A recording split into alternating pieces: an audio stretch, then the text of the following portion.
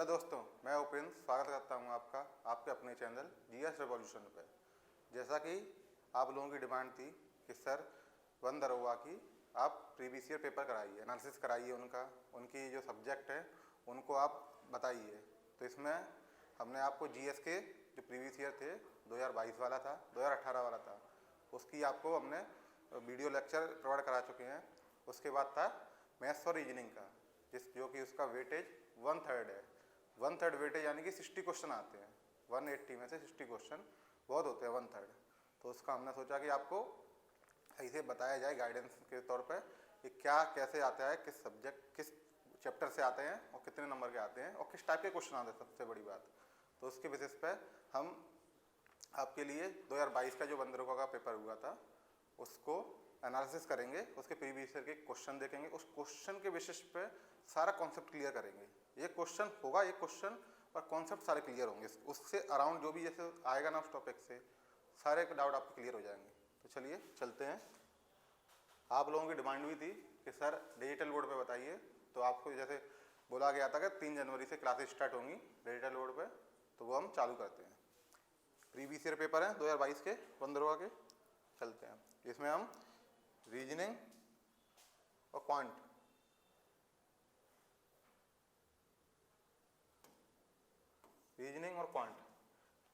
इसके बारे में ये देखेंगे क्वेश्चन। नेक्स्ट क्वेश्चन है, ये कथन और निष्कर्ष वाले हैं। इनमें आपको कुछ नहीं है, एक वेन डायग्राम टाइप के बनाने होते हैं और जो पॉसिबिलिटी है उस पॉसिबिलिटी है जो वास्तव में है, संभावना है और ये कंफर्म है, उसको इस पर कंसीडर किया जाता है, पॉसिबिलिटीज पर नहीं किया जाता है। जैसे कि कथन दिया है सभी कांच दर्पण है, यानी कि 2 चीजें दी है इसने, कांच दिया, दर्पण दिया है। तो इसको अपन 2 सर्कल से दर्शा लेंगे। ये कांच है, सभी कांच दर्पण है, यानी कि दर्पण के अंदर कांच आएगा। ये कांच और ये आपका हो गया दर्पण। ये अभी क्वेश्चन बोल रहा है, उसके बेसिस पे चल रहे हैं कथन के बदले। तो सभी कांच दर्पण है, तो सभी कांच हो गए दर्पण के अंदर हो गए। और दूसरा बोला कुछ दर्पण लाल है, कुछ दर्पण लाल है, तो दर्पण वाला बड़ा वाला है।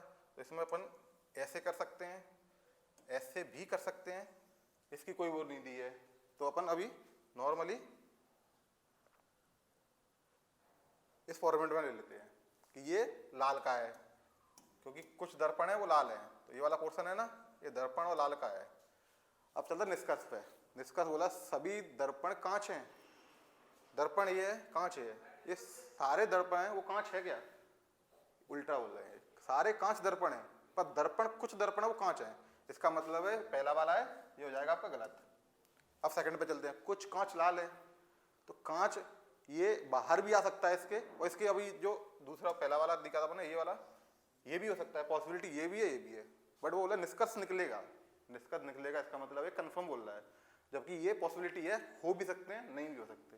बट अपने को पॉसिबिलिटी पे नहीं जाना है, अपने को जाना है कंफर्मेशन पे कि निष्कर्ष निकलता है तो कंफर्म निकलता है। मतलब कुछ कांच लाल है और नहीं भी है, इसका मतलब ये भी गलत हो जाएगा।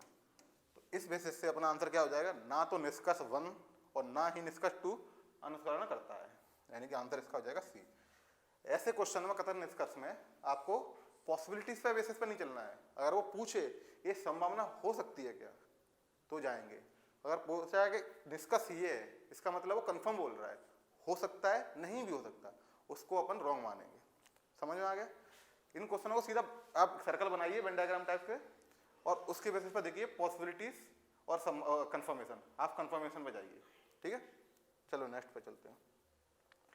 अब ये भी कथन वाला है, इसमें एक कथन दिया, बोल रहा है कि कौन सी कथन से क्या निकाला जा सकता है। जैसे बोला है राहुल का जन्म किस वर्ष हुआ था। आपको 4 ऑप्शन, दो कथन दिए हैं और 4 ऑप्शन है, तो 4 ऑप्शन बताना है 2 कथन से क्या हो रहा है। तो राहुल का जन्म बताना है बनो किस वर्ष में हुआ। तो पहला पढ़ते हैं अपन, राहुल वर्तमान में अपनी मां से 25 वर्ष छोटा है। तो ये बोल रहे हैं कि राहुल अपनी मां से 25 वर्ष छोटा है। 25 वर्ष छोटा है, तो इसका मतलब है कि राहुल की एज x है, तो मां की एज होगी x + 25। ऐसा कर लो, या मां की एज x मान लो, तो राहुल की एज मान लो x - 25। बट इससे कंफर्म हो रहा है कि राहुल किस वर्ष का है, राहुल का जन्म किस वर्ष का है, नहीं आ पा रहा है, क्योंकि अपन ने x माना है। नहीं मानेंगे तो वो मान सकते हैं कि ये हो सकता है, ये भी पॉसिबल, इसमें भी बहुत पॉसिबिलिटी हो सकती है। इसलिए पहला निष्कर्ष, पहला कथन है वो सही से इसको डिफाइन नहीं कर रहा है। अब सेकंड पे चलते हैं। सेकंड में बोल रहा है 1964 में पैदा हुए राहुल के भाई अपनी माँ से 35 साल छोटे हैं। मतलब इन्होंने बता दिया राहुल के जो भाई है वो 1964 में पैदा हुए हैं। इसका मतलब है कि राहुल के भाई का बर्थडे है 1964 को। 1964 अपनी माँ से 35 साल छोटे हैं। 35 साल छोटे हैं, इसका मतलब है इनकी माँ 35 साल पहले पैदा हुई होंगी। तो 1964 ये राहुल के भाई,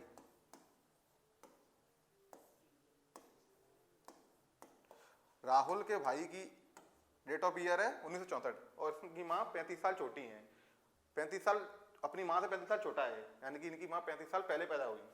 पहले पैदा हुई तो इसमें 35 साल ऐड कर देंगे, सॉरी 35 साल इसमें माइनस कर देंगे तो उनकी माँ की आयु निकल आएगी। तो ये 35 साल कम कर देंगे, 35 साल घटाएंगे इसमें से तो 35 से कितना बचेगा 59 और 59 1939, यानी कि माँ की डेट ऑफ ईयर है 1939। अब इसी के बेसिस पे अगर इसमें 25 ऐड, इसके बेसिस पे अपन इसमें 25 ऐड कर देंगे तो माँ की आ गई ये x प्लस 25, तो इससे 25 इसमें माइनस कर देंगे तो इनकी माँ की आ जाएगी। माँ की आ चुकी है तो राहुल की भी आ जाएगी इसी के पे। अगर 25 इसमें ऐड कर देंगे 1939 में 25 ऐड कर देंगे तो राहुल की आ जाएगी। और पूछा क्या है कि जन्म के किस, राहुल का जन्म किस वर्ष हुआ, तो इसको निकालने के लिए स्टेटमेंट 1 और स्टेटमेंट 2 दोनों की जरूरत पड़ेगी। अगर ये स्टेटमेंट 1 भी नहीं होता ना अपने पास, ये होता तो अपने को राहुल की पता ही नहीं चलती, क्योंकि राहुल के भाई की पता चल रही है, राहुल की माँ की पता चल रही है, बट राहुल की नहीं पता चल रही। दोनों निष्कर्ष, दोनों कथनों को जाएंगे अपन एक 1 to 1 से तो पता चलेगा कि राहुल की अपन निकाल सकते हैं। इसका मतलब है कि दोनों कथनों की आपको आवश्यकता होगी, दोनों कथनों के बिना काम नहीं चलेगा। तो इसमें हो जाएगा कथन 1 और कथन 2 दोनों पर्याप्त हैं, या नहीं कथन 1 और या जैसे कि और ऑप्शन में होते हैं, इसलिए आपका आंसर हो जाएगा ये डी। समझ में आया? तो इसमें भी अपने को एक एक से देखना है। अपना एक देखा उसकी जरूरत है, दूसरा देखा उसकी भी जरूरत है, फिर रिवर्स ऑर्डर कर दो, फिर ओनली 2 देखते हैं, ओनली 2 देखते हैं उसके बेसिस पे हो रहा है काम, और दूसरे बेसिस पे हो रहा है तो पहला गलत हो जाएगा दूसरा सही हो जाएगा। इस चीज को याद रखना है। तो पहले 1 करना है, फिर 2 करना है, फिर 2 से 1 करना है, और दोनों की जरूरत है। फिर अपन जाएंगे फाइनली के दोनों कथनों से ही काम चलेगा, एक से काम नहीं चलेगा। Okay, next. अब ये है आपके पैराग्राफ फॉर्म वाले निर्देश देते हैं कि जैसे 4 क्वेश्चन है, 4 क्वेश्चन, इतना बड़ा क्वेश्चन है तो इसको छोड़ नहीं सकते, बट ये इसके बेसिस पे सारे जवाब देने हैं कि क्या है। तो सबसे पहले देखते हैं परीक्षा में संस्कृत और कंप्यूटर में प्राप्त अंकों के आधार पर 100 छात्रों का वर्गीकरण किया गया है। तो इसमें संस्कृत का है, कंप्यूटर का, और ये टोटल का है, एवरेज है। तो इसमें देखते हैं ये बोला 50 में से अंक बताया है, तो उसमें 40 से ऊपर, 30 से ऊपर, 20 से ऊपर ये नंबर ऑफ स्टूडेंट बताए हैं। तो क्वेश्चन पर सीधे चलते हैं। क्वेश्चन में बोला है कंप्यूटर के कट ऑफ अंकों के रूप में 30 और कुल मिलाकर कट ऑफ के अंकों के रूप में 30 के साथ उत्तीर्ण छात्रों की संख्या के बीच का अंतर बताइए। तो कंप्यूटर में 30 के ऊपर कितने स्टूडेंट हैं? कंप्यूटर कहाँ है? ये तो कंप्यूटर वाला आ गया,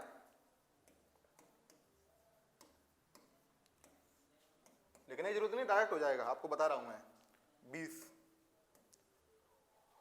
और कुल का कट ऑफ के अंकों का 30 के साथ, कुल वाला ये, इसमें भी 30, ये कितना है? 25। तो कुल का हो गया आपका 25। अब क्वेश्चन क्या बोल रहा है? छात्रों की संख्या के बीच का अंतर, इन दोनों का आपको डिफरेंस पूछ रहा है, कितना आएगा? 5 आ जाएगा डिफरेंस। तो आपका आंसर हो जाएगा सी। क्वेश्चन को पढ़ो, देखो क्या बोल रहा है, और उसके हिसाब से आंसर जवाब दो। लिख लो अगर समझ में नहीं आ रहा है शुरुआत में, फिर डायरेक्टली माइंड में ये 20 बोल रहा है, 25 बोल रहा है, दोनों का डिफरेंस पूछ रहा है, 5 आ गया। डिफरेंस क्वेश्चन में नेगेटिव में नहीं जाता है, क्यों? मार्क्स है, तो आप 20 में से 25 घटाओगे, 25 में से 20 घटाओगे, यहाँ चल जाएगा। बट आपको कोई नंबर दे रखा है तो आपको 20 में से 25 घटाना है, 25 में से 20 घटाना है, दोनों को रिजल्ट लगाएंगे, -5 और 5, तो वहाँ गड़बड़ हो सकती है। इसलिए जो फॉर्मेट चला आ रहा है, अब ये परसेंट में भी आएगा, एक ए बी से परसेंट से कितना छोटा है या बी से कितना बड़ा है, दोनों में क्वेश्चन वही है पर डिफरेंस आ जाता है। इसीलिए सही से ध्यान से पढ़ें और लाइन बाय लाइन चलें। नेक्स्ट क्वेश्चन पे चलते हैं, इसी का होगा नेक्स्ट वाला। नेक्स्ट वाला है, ये पूछ रहा है यदि वह ज्ञात है कि कम से कम 23 छात्र कंप्यूटर पर एक संगोष्ठी के लिए पात्र थे, तो संगोष्ठी के पात्रता के लिए कंप्यूटर में न्यूनतम योग्यता अंक किस सीमा तक है। ये बोल रहे हैं कि जो कंप्यूटर वाली है ना, ये इसमें एक संगोष्ठी हुई, मतलब मीटिंग हुई, उसमें कम से कम 23 छात्र कंप्यूटर के थे।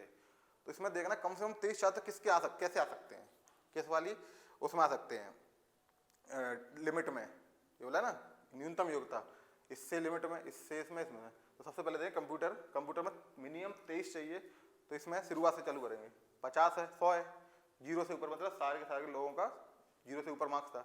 इसमें 80 है, अब इसमें 80 है, बट इसमें 10 से ऊपर 80 थे और 20 से ऊपर 67 हैं, तो यानी 10 से 20 के बीच में कितने हुए, ओनली 13। पर पूछा क्या है 23, तो ये अपना आंसर नहीं होगा। अब इसके बाद इसमें आ जाओ, 20 से ऊपर 67 है 67, और 30 से ऊपर है 20, यानी कि 20 से 30 के बीच में कितने होंगे, 20 से 30 के बीच होंगे 47, 47। और पूछा क्या है कम से कम 23, इसके आगे भी ये 15 ही रहेगा, तो इस लिमिट में अपना काम हो रहा है, जो क्वेश्चन की डिमांड है। उसने बोला है कम से कम 23, इसमें 47 है, तो इस हिसाब से लिमिट कौन सी हो जाएगी, 20 से 30 वाली, यानी कि आंसर सी हो जाएगा। आपको सही से पढ़ना है, ये मिनिमम भी पढ़ना है, कम से कम बोले तो ज़्यादा से ज़्यादा तो ऑप्शन अलग होता है, आपको फिक्स नंबर दे देता कि 15 किस में, तो 5 और 20 के बीच में, तो अपनी लिमिट होता है 40 से 30। क्वेश्चन को सही से पढ़ें, आगे बढ़े। चलिए नेक्स्ट करते हैं। अब पूछ रहा है यदि संस्कृत में उच्च अध्ययन के लिए संस्कृत में कम से कम 60% अंक आवश्यक है, तो कितने छात्र संस्कृत में उच्च अध्ययन के लिए पात्र होंगे। तो सब इस बारे में ना संस्कृत का पूछ लिया। संस्कृत में बोल रहा है कि 60% अंक 50 में से देखना पड़ेगा ना, 60% है तो कितने में से कितने लाने मिनिमम, तो टोटल कितने हैं 50 का पेपर, अब 50 में से 60 का होगा, तो 50 × 60 अपॉन 100, ये नंबर निकलाएंगे 60 से, तो इससे काट के निकलाएंगे 30।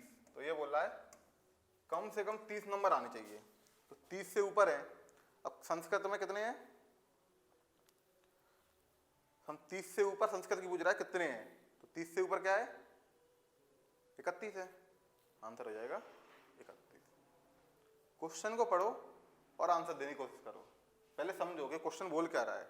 अगर 60 है, अगर संस्कृत नहीं पढ़ा, अपना कंप्यूटर पढ़ लिया, तो शायद आंसर ये दे सकते हैं, ये दे सकते हैं, इसलिए ये आंसर ये दे देंगे कंप्यूटर का होगा, कुल का होगा, कुल का ये दे देंगे, बट संस्कृत पूछा है तो संस्कृत में 31 है। ठीक है, नेक्स्ट आ जाइए। कुल मिलाकर कम से कम 40% अंक प्राप्त करने वालों की तुलना में कंप्यूटर, ये इसमें याद रखना, एक कुल मिलाकर 40% है और एक कंप्यूटर में 60% है। अब कुल मिलाकर 40% कितना होगा, इसी का निकाला 50 का, जिससे पता चलेगा कि मार्क्स कितने आए हैं। तो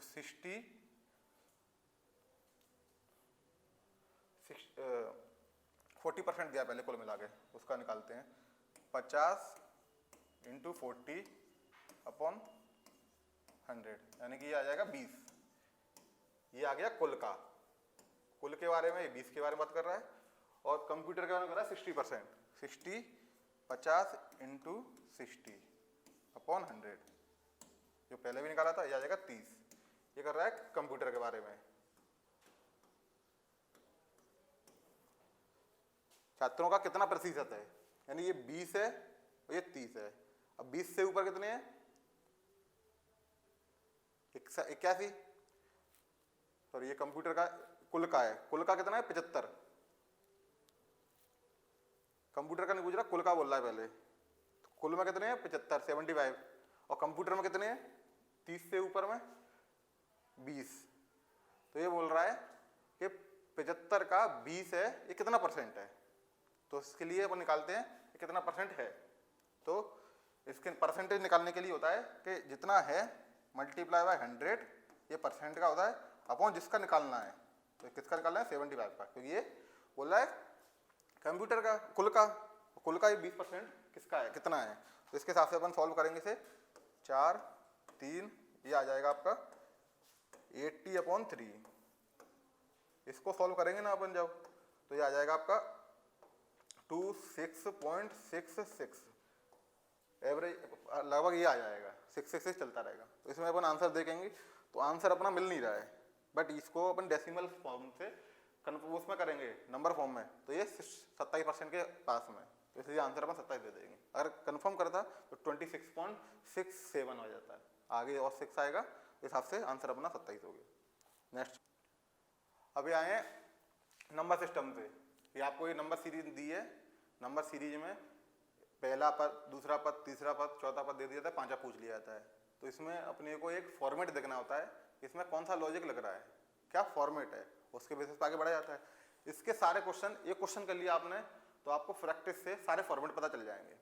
किसी में ये पहला फॉर्मेट है, पहला नंबर है 6, दूसरा है 12, तीसरा है 30, चौथा है 84, 246, 732 और 2190। अब इसमें देखना है कि क्या वो लग रहा है इसमें फॉर्मूला मतलब कि क्या फॉर्मेट में है। तो अपन सबसे पहले देखेंगे ये इसका डबल हो रहा है, फिर अपने को लगेगा कि डबल डबल हो रहा है, बट ये इसका डबल नहीं हो रहा है। फिर देखें डबल नहीं हो रहा है पर +6 हो रहा है, ठीक है चलो इसका भी देखते हैं। फिर ये हो रहा है, ये इसका डबल नहीं हो रहा है, ये ट्रिपल हो रहा है पर -6 हो रहा है। इसका मतलब है इसमें से मल्टीप्लाई करेंगे 2 से और प्लस करेंगे 0, इसमें माइनस करना है, माइनस कर देंगे 6, माइनस कर देंगे 0 से स्टार्ट कर रहा है, क्योंकि मल्टीप्लाई बाय 2 पर 12 ही है, बट यहाँ मल्टीप्लाई बाय 2 हो रहा है और 6 ऐड हो रहा है, बट यहाँ नहीं हो रहा। तो इसके हिसाब से क्या ऐसा कर लेते हैं, एक ये चीज कि सब में -6 कर ही रहा है, तो क्यों ना ऐसा मल्टीप्लाई करें उसके बाद -6 करें तो अपने को मिल जाए। एक हेटेंटाइल होता है इसमें, वो देखते हैं। इसमें मल्टीप्लाई बाय 3 -6, 6 × 18 -6 मतलब 12 आ जाएगा, ठीक है चलो यहाँ तक ठीक है।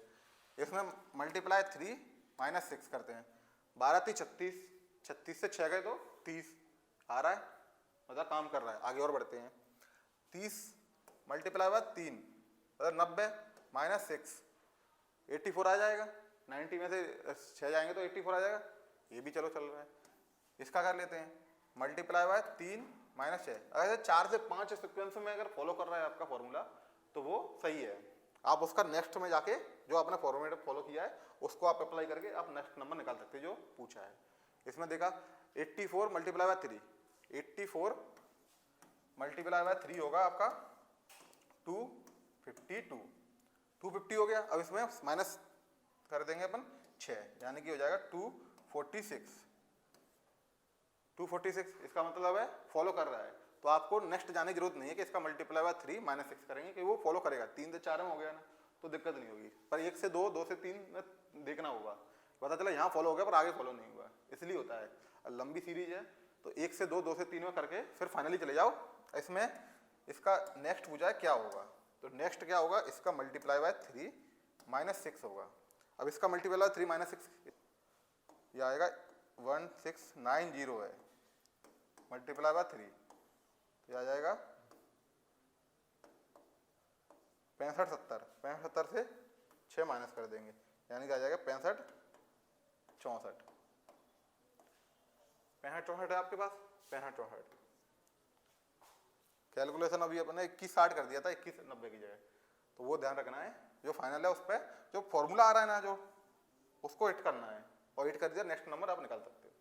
तो नंबर सीरीज का कंसेप्ट एक ही है, थोड़ा हिट एंड ट्रायल देखना पड़ेगा और क्या पैटर्न फॉलो कर रहा है, उस पैटर्न को फॉलो करते हुए आगे बढ़ेंगे। 1 स्टेप, 2 स्टेप और 3 स्टेप, कम से कम 3 स्टेप फॉलो करेंगे। अगर वो फॉलो कर रहा है सेम पैटर्न, जो पैटर्न अपने लगाया है, तो फाइनली जाके जहां पूछा है उससे पहले वाले में फॉलो कराएंगे और आंसर देखेंगे। अगर आंसर आ रहा है तो ठीक है, वो तुम्हारा सही है। अगर नहीं आ रहा है तो फिर नेक्स्ट स्टेप पे भी देखेंगे कि अगला स्टेप क्या है, शायद 3 तक आ रहा हो, 4th वाले में नहीं पहुंच रहा हो। ये आपको याद रखना है। इस क्वेश्चन से आपके नंबर सिस्टम वाले सारे हो जाएंगे, बस इनके लिए प्रैक्टिस चाहिए होगी कि कैसे याद करें। कि अभी तो देखा मल्टीप्लाई बाय 3 -6 कर दिया, किसी ने मल्टीप्लाई बाय 3 -0, फिर आगे आया मल्टीप्लाई बाय 3 -1 -2 -3, ये फॉलो करें।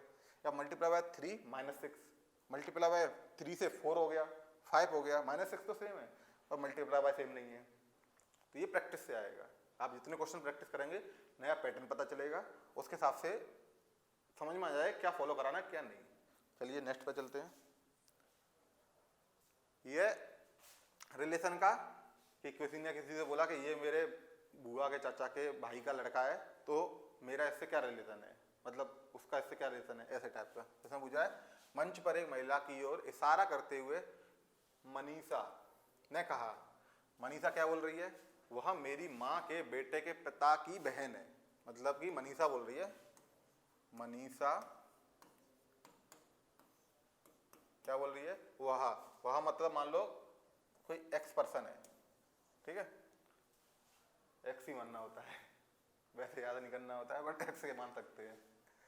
एक्स पर्सन है, वह मेरी माँ के बेटे के पिता की बहन है। मतलब मेरी माँ, इसकी माँ है, इसकी माँ का बेटा है, समझते जाना, इसकी माँ का बेटा होगा और ये इसकी माँ है, इसका बेटा, तो मतलब ये भाई बहन होंगे, ये याद रखना। ये लड़का और ये मनीषा, ये दोनों भाई बहन है। माँ के बेटे के पिता, अब इनके बेटे हैं, इनके पिता कौन होंगे, मनीषा के पिता होंगे, और इसकी माँ इनके कौन होंगे, पति होंगे। पिता की बहन, पिता की बहन, अब इनकी बहन होगी ना, वो कौन होगी, पिता की, किसी के पिता की बहन होती है, किसी बच्चे के पिता की बहन होती है, कौन होती है, बुआ होती है, सिंपल सी बात। तो पूछा है कि मनीषा की कौन होगी, तो मनीषा के पिता है, इनकी बहन है, तो ये मनीषा की कौन होंगी, बुआ होंगी। समझ में आ गया। तो ये घर से अपन रिलेट कर सकते हैं अपने घर फैमिली में, कि हाँ उसने बोला कि वो उसके ये है, वो उसके है, तो अपन रिलेट कर सकते हैं। हाँ अपने पिता की बहन कौन होती है, बुआ होती है, अपनी मम्मी की बहन कौन होती है, मौसी होती है। ऐसे जो क्वेश्चन पूछा है उसके हिसाब से अपन चल सकते हैं, तो ये बुआ हो जाएगा। सारे क्वेश्चन ऐसे ही करने हैं, इसमें एक ही फॉर्मेट है, रिलेट करना है, बस रिलेट लिख के कर लो, इमेजिनेशन से कर लो। इमेजिनेशन से करोगे तो जल्दी हो जाएगा, लिख के करोगे वो भी हो जाएगा, दिक्कत कोई नहीं, जैसे चाहे वैसे कर सकते हैं। नेक्स्ट, ये भी उसी टाइप का आ गया है। प्रिया ने श्याम का परिचय अपने चाचा के पिता की पुत्री के पुत्र के रूप में करवाया। तो प्रिया श्याम का क्या संबंध है, प्रिया बोलती है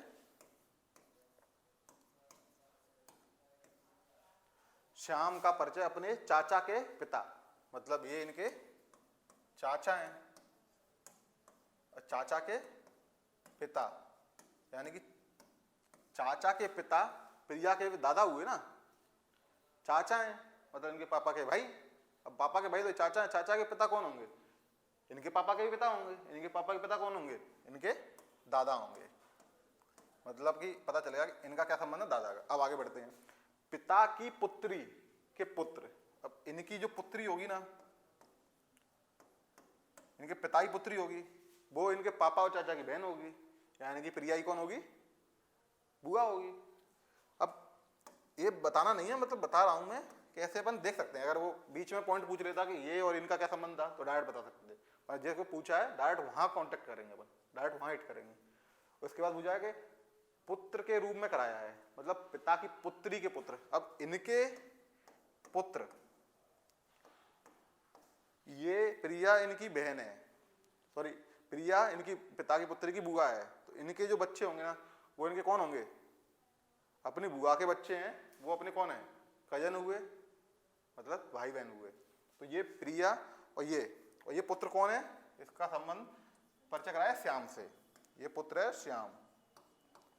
तो श्याम कौन हुआ, श्याम इसका हुआ भाई, प्रिया का भाई हुआ श्याम, तो श्याम की प्रिया कौन हुई, बहन।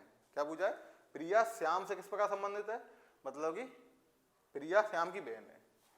क्या पूछता है कि श्याम प्रिया का क्या है, वो भाई है। सारे क्वेश्चनों को रिलेट करते जाओ। ये पॉइंट बाय पॉइंट इसलिए बताया कि पूछ लेता कि प्रिया इस व्यक्ति से क्या संबंधित है, तो इसकी पोती है, इसके दादा है।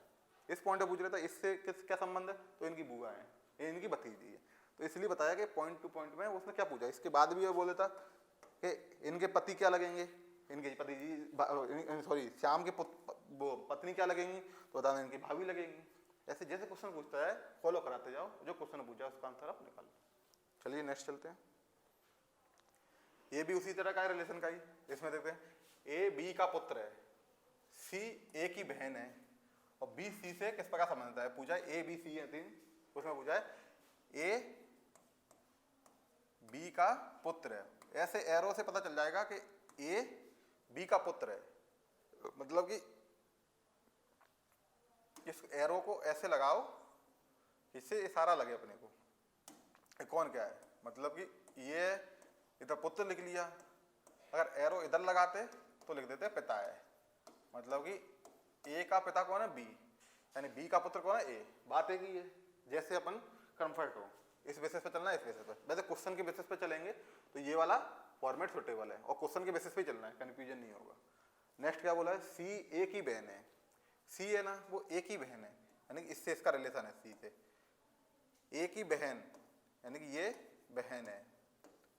तो पूछा है बी और सी में क्या संबंध है, ये इसका पुत्र है, इसकी ये बहन है, तो यानी कि ये भी तो इसका पुत्र या पुत्री होगी। भाई बोल दिया बहन है तो इसकी पुत्री हो गई, और बोल देता ये इसका भाई है तो इसकी पुत्र हो जाता है। यानी कि बी और सी क्या रिलेशन है, पुत्र, लड़का है तो पुत्र है, लड़की होती तो पुत्री होती है।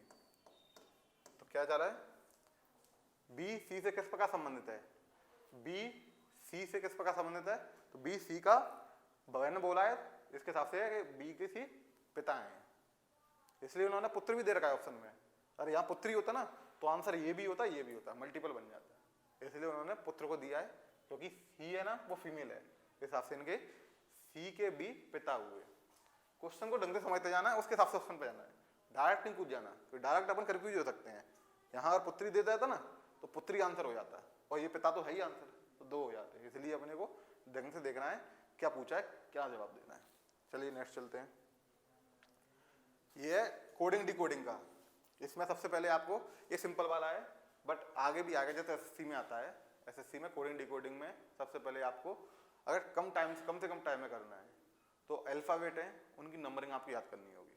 सिंपल सी बात, A B C D X Y Z, इनकी नंबरिंग 1 2 3 4।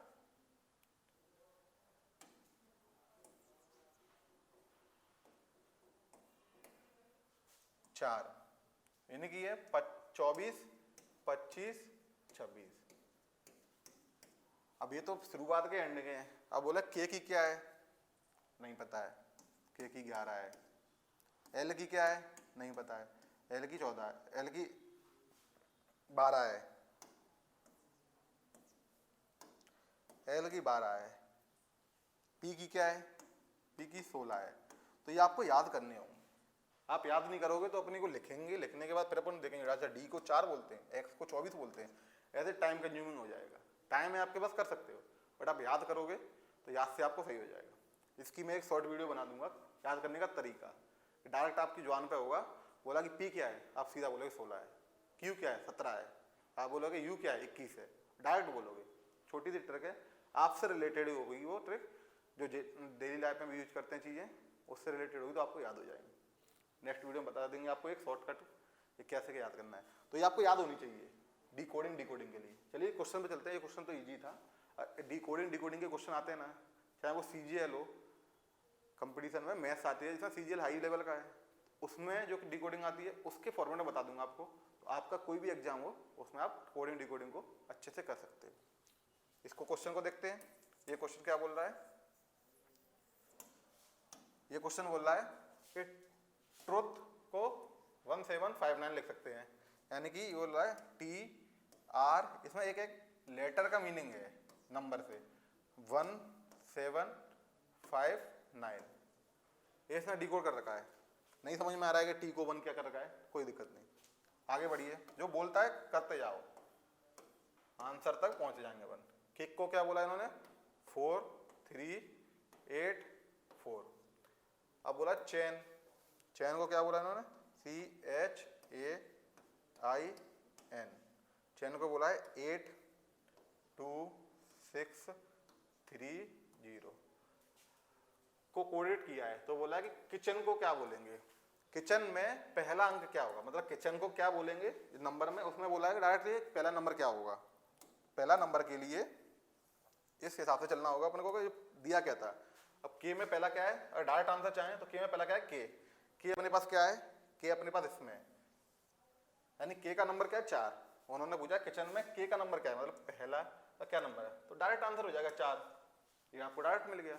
बट अगर पूछ लेता सी का क्या है तो यहाँ से देख लेते सी का 8 है, ठीक है। फिर बोलते थे एन का क्या है, तो एन का अपन देख लेते, यहाँ से एन का 0 है, आंसर डायरेक्ट दे सकते हैं। बट अगर उन्होंने पूछा कि किचन का पूरे का क्या है, तो किचन का K I T C H E N, ये अपनी किचन हो गई। अब किचन का क्या है, तो यहां से उठा के डालते जाएंगे। के का 4, आई का 3, टी का 1, सी का 8, एच कहाँ मिलेगी 2, ई 9, एन कहाँ है, एन है 0। ये पूरा क्या होगा किचन का। अब इसमें कोई भी पूछ ले के का क्या है, आई का क्या है, टी का क्या है, सी का क्या है, आप डायरेक्ट आंसर दे सकते हो। ये एक सिंपल फॉर्मेट में। इससे हाई लेवल पर जाती है कि वो सिर्फ देता ट्रुथ का इतना है, तो बोल देता किचन का क्या है। तो इससे पता चलता है कि टी को 1 किस हिसाब से बोल रहा है, इसके अपोजिट फेसेस पे जा रहा है, इसमें कोई नंबर ऐड करके जा रहा है, फिर सेकंड में कितना जा रहा है, तो वो आगे हाई लेवल पे है, उसके बारे में बताएंगे। अभी ये क्वेश्चन के हिसाब से था, और उसमें नेक्स्ट उसमें देखेंगे क्वेश्चन आएंगे फॉर्मेट में, उसमें और हाई लेवल पे जाएंगे अपन। जैसे बंदर होगा में आपका इतना ही आता है सिंपल फॉर्मेट में। सीजीएल है, उसमें कोडिंग डिकोडिंग अच्छी आती है, तो इसको आपको याद करने होंगे। एक उसमें भी एक पैटर्न होता है फिक्स, वो पैटर्न फॉलो हो रहा है, उसी को आगे आपको फॉलो करना है। चलिए नेक्स्ट चलते हैं। फिर से आ गया वही कोडिंग डिकोडिंग का। अब इसमें भी अपने को देखना है, जैसे ए है, ए का नंबर क्या है 1, एल है, एल का नंबर पहले देखें, ए को इसमें क्या डिनोट कर रखा है 101, नहीं समझ में आ रहा, कोई दिक्कत नहीं। एल का क्या कर रखा है 112, बट अपने को ये याद है ए को 1 बोलते हैं, अल्फा है A L P H A, ये नंबर याद है अपने को। तो ए को 1 बोलते हैं, एल को 12 बोलते हैं नंबर से, पी को 16 बोलते हैं, एच को 8 बोलते हैं, और फिर आएगा ए फिर से, यानी इसको 1 बोलते हैं। तो इन्होंने क्या दे रखा है 101, 12 बोले, मतलब इसमें 12 है, एक एक्स्ट्रा हो रहा है, इसमें 01 है, ए को 01 भी तो बोलते हैं। 16 पी एच 08 और फिर से ए, यानी कि जो एक है ना वो एक्स्ट्रा लगा रखा है उन्होंने, सब में लगा रखा है। बाकी जो नेक्स्ट 2 डिजिट है वो इनके नंबर है, ये इनके नंबर अल्फाबेटिक के। इसी हिसाब से उन्होंने पूछा है कि बीटा को क्या बोलेंगे, तो इसी के बेसिस पे अपन चलते हैं। Beta B E T A, beta का नंबर क्या है 2, बी का, ई को क्या बोलते हैं 5, कोडिंग डिकोडिंग में अल्फाबेट में नंबरिंग सिस्टम में बी का 2 नंबर होता है, ई का 5 होता है, टी का कितना होता है, टी का होता है आपका 20। फिर से ए आया है, ए का कितना तो 1। अब इन्होंने 1 स्टार्टिंग में एक्स्ट्रा जोड़ रखा है, अपन भी इसमें एक्स्ट्रा जोड़ सकते हैं, जोड़ेंगे तो ये क्या हो जाएगा 12। तो 2 को इन्होंने ये 3 डिजिट में ले रखा है ना, तो 2 को लिखेंगे 102, ई को लिखेंगे 105, टी को 1 तो एक्स्ट्रा है, इसके बाद पहले से ऑलरेडी 2 डिजिट है, तो इसको 10120, 1 है तो इसको 1 एक्स्ट्रा है, और 1 को क्या लिखेंगे 01। देख लीजिए क्या आंसर है इसका कि कहाँ मिल रहा है 102 105 123, नहीं 102 105 120 101, ये आंसर हो जाएगा। तो कोडिंग डिकोडिंग में आपको नंबरिंग याद कर लो, 2 सेकंड में आप आंसर निकाल दोगे। सिर्फ यही है, नंबरिंग याद कर लिया आपने कौन सा है, और दूसरा है उसका अपोजिट। ए का अपोजिट क्या है जेड, बी का अपोजिट क्या है वाई, ऐसे। और इसमें दोनों का सम होता है वो 27 होता है, अगर नहीं याद है तो आप निकाल सकते हो। जैसे पी का कितना होता है 16, तो इसका अपोजिट क्या होगा 27 में से 16 घटा देंगे, 27 में से 16 घटाएंगे कितना हो जाएगा 11, मतलब पी का कितना होगा, और 11 किसका है के का, तो पी का अपोजिट होगा के। एच का अपोजिट होगा एच का अपोजिट होगा 19s, इस हिसाब से अपोजिट निकाल सकते हैं, बट याद कर लेंगे तो बेटर होगा, डायरेक्ट आंसर दे सकते हैं। चलिए नेक्स्ट चलते हैं। ऐसे क्वेश्चनों में क्या हो रहा है कि आपके एक क्वेश्चन एक है, बट आपका जो पैटर्न है ना पूरा, चाहे वो सीजीएल लेवल का हो, आएगा प्रैक्टिस से, और सारी चीजें आपकी कॉन्सेप्चुअली क्लियर हो रही हैं। रीजनिंग में आपको ज़्यादा पढ़ने की जरूरत है नहीं, रीजनिंग में आपने हर टॉपिक की एक क्लास देख ली, जिसमें 50-60 क्वेश्चन कर लिए, आपका वो टॉपिक क्लियर हो गया।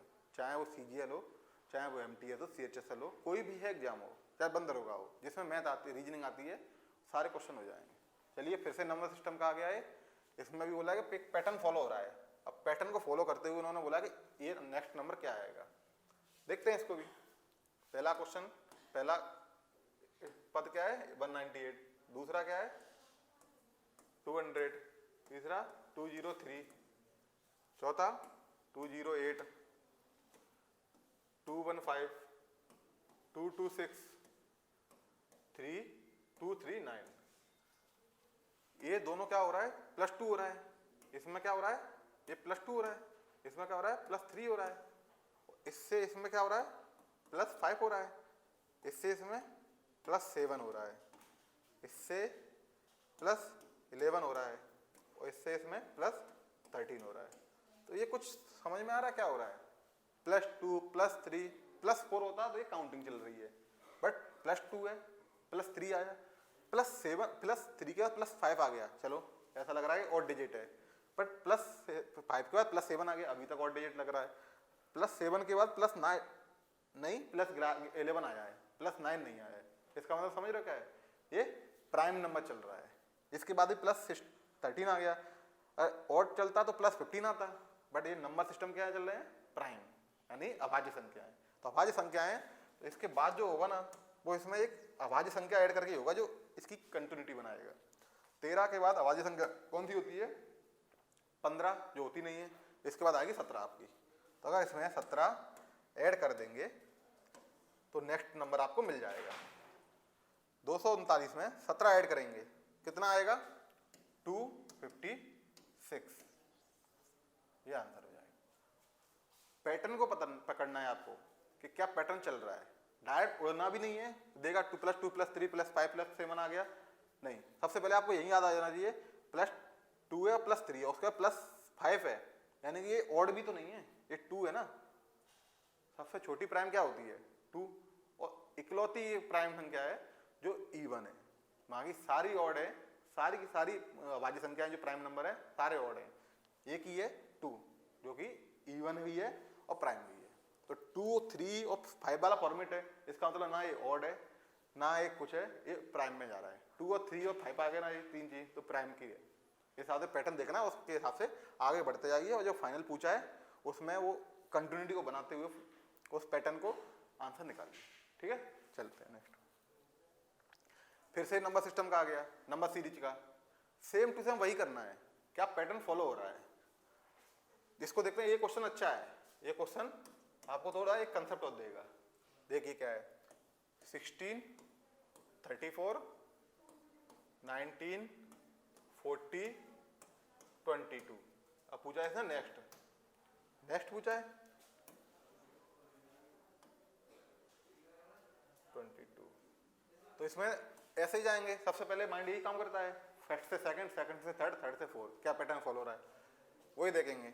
इसमें देखेंगे ये हो रहा है +18, बट ये माइनस हो गया, कुछ माइनस हो गया है, और माइनस में कितना हुआ है, माइनस हुआ आपका 15, समझ में नहीं आ रहा, पहले प्लस हुआ था माइनस हुआ था, अब इसके बाद फिर प्लस हो गया। ये भी पैटर्न हो सकता है, पहले प्लस हो रहा है फिर माइनस हो रहा है, इसको भी अपन चेक कर सकते हैं, बट वो भी एक सीरीज में हो, एक सिस्टमेटिक फॉर्म में हो, कहीं का हिंट कहीं का रोड़ा ना हो। 19 से 14 में गए, ये आ गया +21, इससे इसमें आए ये हो गया -18, आया समझ में।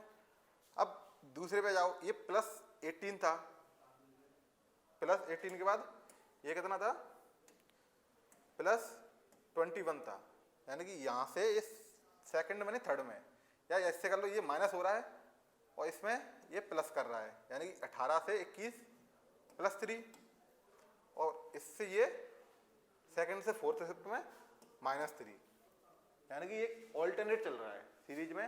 1 और 3 का रिलेशन है और 2 और 4 का रिलेशन है, ये अपन स्टार्टिंग में देख सकते हैं या ऐसे देख लो, ये अपन को बाद में पता चला है। ये स्टेप फॉलो करने होंगे एक सही से पता करने के लिए, और डायरेक्ट दिख जाता है जो कि यहाँ से दिख जाएगा, प्रैक्टिस से आएगा वो, तो अपन डायरेक्ट कर सकते हैं।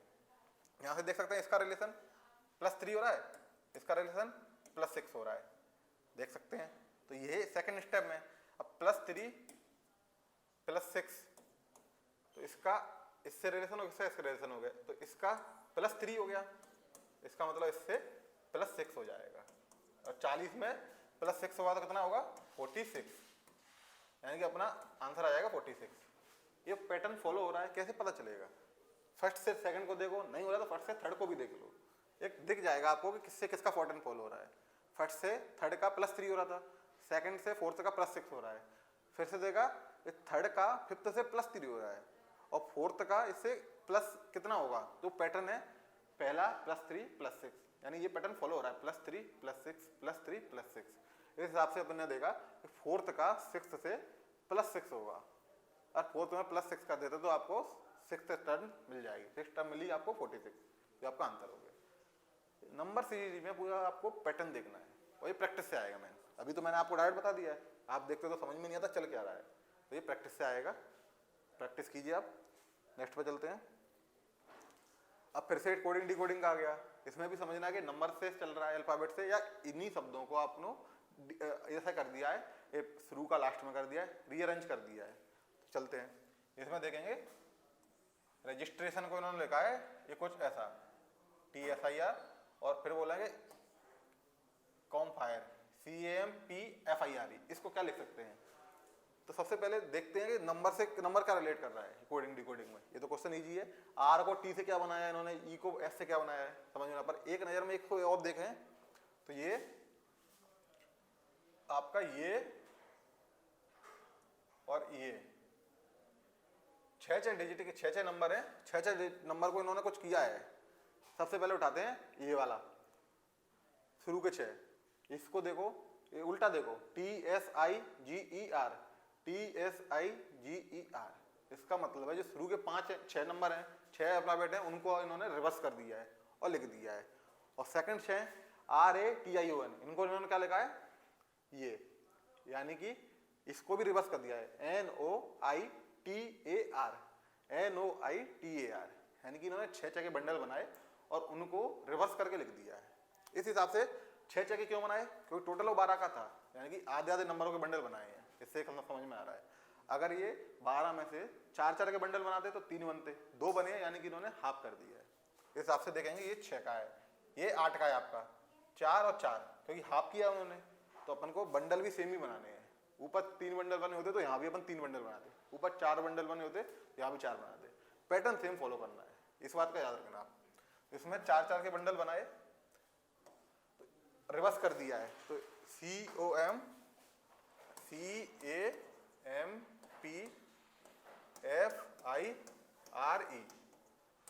ये एक बंडल हो गया, एक ये हो गया, और इन दोनों को रिवर्स करके लिखा है इन्होंने। तो रिवर्स में इसको कैसे लिखेंगे PMAC, इसको भी रिवर्स करके रखा है, तो इसको भी ERIF। आपको ये मिल जाएगा नंबर जो पूछा है उन्होंने, और हिसाब से आप मैच करा लीजिए, और मैच करा के आंसर दे दीजिए। पैटर्न देखिए क्या पैटर्न फॉलो कर रहा है, और पैटर्न के हिसाब से आप नेक्स्ट पे जाइए जो पूछा है, और उसके हिसाब से आप आंसर निकालिए। मैं बार बार यही बोल रहा हूँ, क्योंकि नंबर सीरीज में कुछ है नहीं, कोडिंग डिकोडिंग में कुछ है नहीं, एक पैटर्न है, उस पैटर्न को पकड़ लिया आपने तो आप डायरेक्ट आंसर तक पहुंच जाएंगे, और कम से कम समय में आपको लिखने की भी जरूरत नहीं पड़ेगी। प्रैक्टिस है मैन। चलिए नेक्स्ट पे चलते हैं। अभी आ गया घड़ी से रिलेटेड। घड़ी में कोई घंटे वाली सुई यहाँ है, हार्स वाली, मिनट वाली, तो उनके बीच में क्या रिलेशन है, क्या एंगल बन रहा है। तो सबसे पहले देखेंगे एक घड़ी होती है, घड़ी में 12 घंटे होते हैं, तो 12 घंटे और 5 मिनट होती हैं। ऐसे ये 12 है, ये 1 है, तो देखें सबसे पहले मिनिमम के इसके बीच में एंगल क्या क्या है। जब घड़ी 12 बजते हैं, 12 के बाद वो बड़ी छोटी घंटी की सुई 1 पे आती है, तो इन दोनों के बीच में क्या रिलेशन होगा। तो ये टोटल है, ये एक सर्कल है, घड़ी तो बोल रखा है, वैसे देखा जाए ज्योमेट्री में तो एक सर्कल है। सर्कल टोटल कितना एंगल होता है जो पूरी सर्कल का 360, और ऐसे इसमें कितने घंटे हैं 12, तो यानी कि 1 घंटे का अपन निकालेंगे एंगल, निकालेंगे तो कितना आ जाएगा 30, यानी कि 1 घंटे में 30 डिग्री होते हैं। अब इसमें 5 मिनट होती है, 5 मिनट होती है, तो इसका 5 से डिवाइड और कर देंगे कि हर मिनट में, 1 मिनट में डिवाइड करके 30 का 5 से 1 मिनट में 6 डिग्री होते हैं।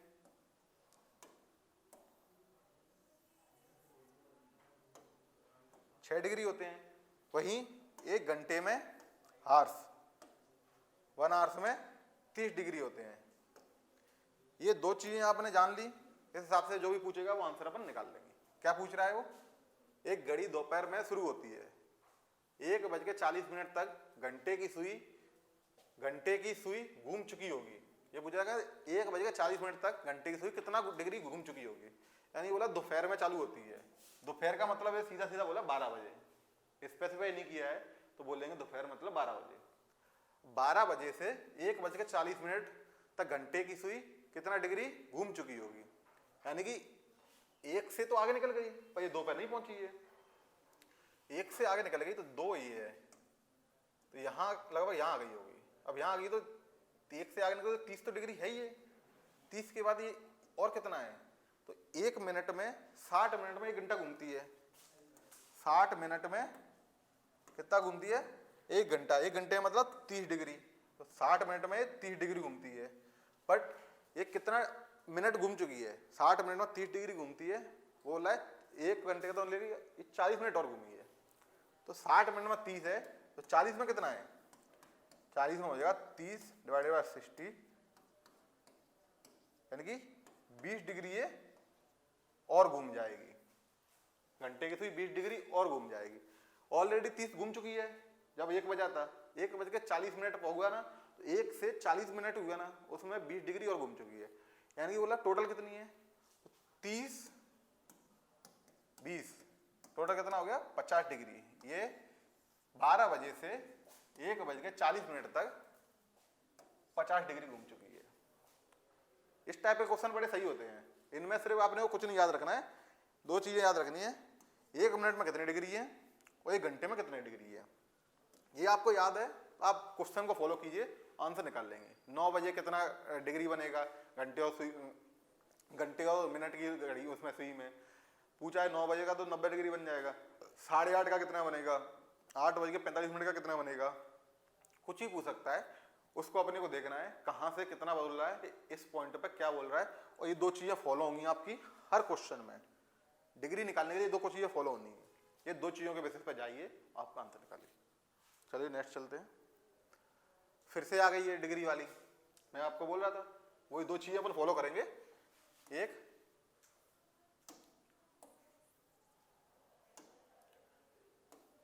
मिनट वाली, 1 मिनट में 6 डिग्री और 1 घंटे में मिनट घंटा 30 डिग्री। ये 2 चीजों के बेसिस पे अपन आंसर निकालें। बोले 8:45 घंटे की घड़ी के घंटे की सुई और मिनट की सुई के बीच बनने वाला एंगल बताइए। रफ डायग्राम बना लेते हैं। ये यहाँ 9 है तो यहाँ 8 होगा। 8:45 45 मिनट में मिनट की सुई कहाँ होगी? 9 पे। किसी के भी 45 मिनट होते हैं तो वो 9 पे होती है, तो आपकी 9 की मिनट की सुई हो गई 9 पे। बट घंटे की कहाँ होगी? 9:15 बज रहे हैं, यानी कि 9 से कम होगी, 8 से बहुत ज्यादा होगी, यानी 9 और 8 के बीच में होगी। सिंपल सी, तो इसको यहाँ ले लेते हैं। ये 9 बजने वाले हैं, 15 मिनट बाद 9 बजने वाले हैं। 9 बजेंगे तो ये 12 पहुंच जाएगी। 8:45 होंगे तो मिनट की पहले ऊपर होगी, उससे थोड़ी सी नीचे घंटे की होगी। ये एंगल पूछा है, ये एंगल कितना होगा? ये एंगल निकालने के लिए सबसे पहले देखेंगे कि 8 और 9 के बीच में कितना एंगल है। 45 मिनट चल चुकी है, ये 45 मिनट चल चुकी है। अगर बोलेंगे 8 बजे कितना एंगल होगा? 8 बजे कितना एंगल होगा? तो 8 और 12 पे होगी मिनट की सुई, 8 पे होगी घंटे की सुई। तो बीच में कितना डिफरेंस है? 4 घंटे का। 1 में 30 है तो 4 का कितना हो जाएगा? 120। ये होगा आपका एंगल मिनट और घंटे की सुई में 120। बट ये बोल रहा है 8 नहीं 8:45, यानी 8:45। तो ये 45 मिनट है, इस 45 मिनट का और निकाल लेते हैं। इस हिसाब से अपन घटा देंगे, आंसर निकाल लेंगे। तो 45 मिनट का बोला है, 1 मिनट में 60 है, तो 45 मिनट में 1 मिनट में 60 है, तो 45 मिनट में कितना होगा?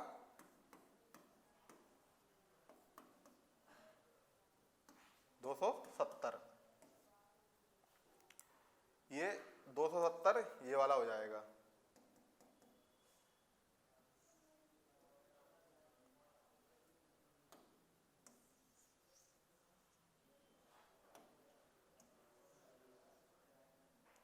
ये 270 ये वाला हो जाएगा जब 9:15 बजेंगे, 45 मिनट ये, तो ये वाला एंगल आउटर एंगल अपने को निकालना है, इनर वाला एंगल। अब इनर वाला कैसे निकालेंगे? तो इसके लिए घंटे की सुई कितना गई, 120 बना रही थी 8 बजे, घंटे की सुई यहाँ थी, अब घंटे की सुई को यहाँ लेके आना है और 8 बजे को यहाँ लेके आना है। यहाँ लेने के लिए ये 5 मिनट के अंदर में सब इनका 5 मिनट में कितना एंगल बनेगा? 30 डिग्री। 30 डिग्री 5 मिनट में बनेगा, बट ये 8 से ज़्यादा निकल चुकी है, यानी कि कितना निकल चुकी है? 45 मिनट निकल चुकी है, यानी 1 घंटे का 3/4 निकल चुकी है। 1 घंटे में कितना एंगल होता है? 30, यानी 3/4 में कितना एंगल हो जाएगा इसका? 3/4 30 का कितना होता है? 3/4 हो जाएगा आपका 7.5, 7.5 कम कर देंगे यानी 22.5 हो जाएगा। अब 30 में से 22.5 कम कर देंगे तो ये कितना आ जाएगा? 7.5। ये होगा आपका 8:45 पे एंगल। ये कॉम्प्लिकेटेड इसलिए हो जाते हैं क्वेश्चन, सिंपल था पूछ लिया इतने बजे, वो डायरेक्ट निकाल सकते हो, बट इतने बजे के इतने मिनट पे होगा तो उसके लिए आपको फॉर्मेटिंग पूरी करनी पड़ेगी। 8:45 पे तो 8 बजे कितना था और उसके बाद 8:45 पे कितना था, उस हिसाब से आपका आ जाएगा। तो इस क्वेश्चन को देखना और फॉर्मूले ये दो ही लगने हैं, इन दो के बेसिस पे ही होना है। चलिए नेक्स्ट पे चलते हैं। ऐसे क्वेश्चन भी आते हैं, इस बार सीजन ने भी पूछा ऐसा क्वेश्चन कि 12 मार्च 2008 को रविवार था तो 13 मार्च 2009 को सप्ताह का कौन सा दिन होगा। मतलब एक डेट दे दी है, उसमें बोला कि इस दिन ये है तो इस वाली डेट को, अदर वाली डेट को क्या डे होगा। इसमें तो इसमें कुछ नहीं है, उसी साल का पूछ लिया, 1 साल का।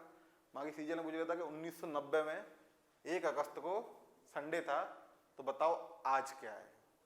अब 1990 से आज 2022, अब 23 हो गई 2023, इसमें कितना टाइम गया है, कैसे कैलकुलेट करेंगे। इसकी एक ट्रिक है, वो मैं आपको शॉर्ट वीडियो में बना के बताऊंगा। अभी इस क्वेश्चन के देखते हैं कैसे निकालते हैं। 12 मार्च 2008 से को रविवार था, इन्होंने बता दिया, तो 13 मार्च को 2009 को क्या होगा, यानी कि ये बोल रहे हैं जस्ट 1 साल बाद 1 दिन एक्स्ट्रा होगा। तो अपने को पता है 1 साल में होता है 365 दिन, और 1 साल जैसे निकलती है ना, 1 दिन एक्स्ट्रा बढ़ जाता है। क्यों?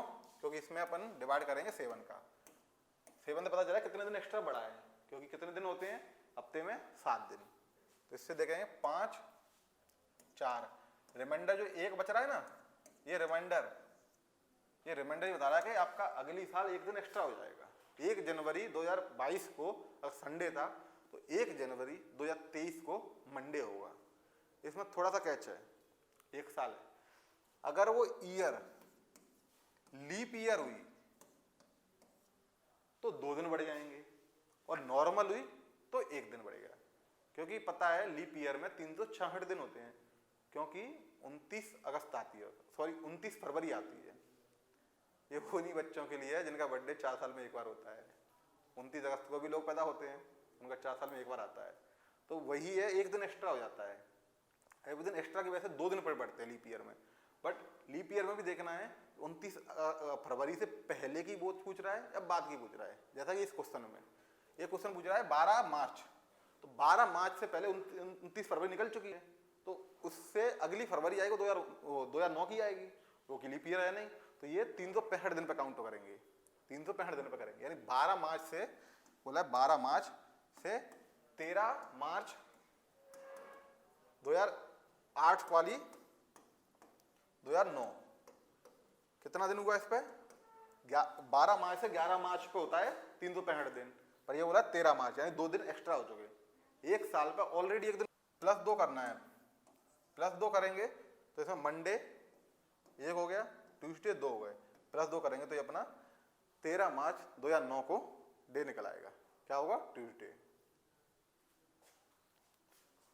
1 जनवरी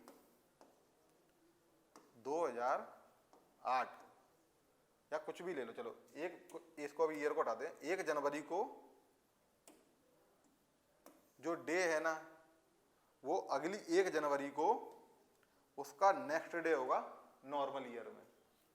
याद रखना है, एक ईयर है जिसमें 1 जनवरी को एक डे है, अगली नेक्स्ट ईयर में 1 जनवरी को उसका नेक्स्ट डे होगा, ये होती है नॉर्मल ईयर। अगर लीप ईयर हुई, क्योंकि फरवरी जनवरी के बाद आएगी, लीप ईयर हुई तो +2 हो जाएंगे। यानी इसको अगर संडे है तो इसको ट्यूसडे होगा, मंडे होगा वैसे, और लीप ईयर हुई तो लीप ईयर में वो ट्यूसडे हो जाएगा। इसके हिसाब से ही लीप ईयर अपन स्किप कर चुके हैं कि 12 मार्च से पूछा है, 29 फरवरी को वो लीप ईयर निकल चुका है पुराना। अपने को आगे जाना है ना 12 मार्च से, मार्च अप्रैल मई जून जुलाई, अगला फरवरी आएगा वो 2009 की आएगी, वो लीप ईयर होगी नहीं। इसलिए 12 मार्च से 12 मार्च इसमें +1 होगा, और 13 मार्च का पूछा है तो +2 होगा। ये +2 को देखना, +2 होगा तो रविवार के बाद +2 कौन सा आता है? मंगलवार। इस हिसाब से क्वेश्चन हो जाएंगे। ठीक है, नेक्स्ट चलते हैं। ये भी सेम वही है, अगर आज बुधवार है तो 45 दिनों के बाद क्या होगा। अब आज बुधवार है मतलब आज क्वेश्चन कर रहे हैं अपन, पेपर में जब आया था उस दिन वो आज था, बट उससे कोई मतलब नहीं है। उन्होंने पूछा 45 दिन बाद क्या होगा। ये क्वेश्चन वेरी करेगा क्योंकि पेपर के दिन पूछा है उन्होंने आज, अपन आज क्वेश्चन कर रहे हैं तो आज ये आंसर बदल जाएंगे। मान लो अपन उस समय होते, जनरली पेपर संडे को होते हैं तो अपन संडे के हिसाब से ले लेंगे, बाकी ये बोल देता कि डेट के इस दिन, उसके साथ 45 दिनों बाद निकाल लेते। और कितने दिन बाद है, जैसे 365 दिन हमने देखा कि हर साल एक दिन क्यों एक्स्ट्रा हो जाता है, क्योंकि 365 दिन साल में होते हैं, 7 से डिवाइड करेंगे, हफ्ते में 7 दिन होते हैं, 7 दिन बाद वो रिपीट होता है।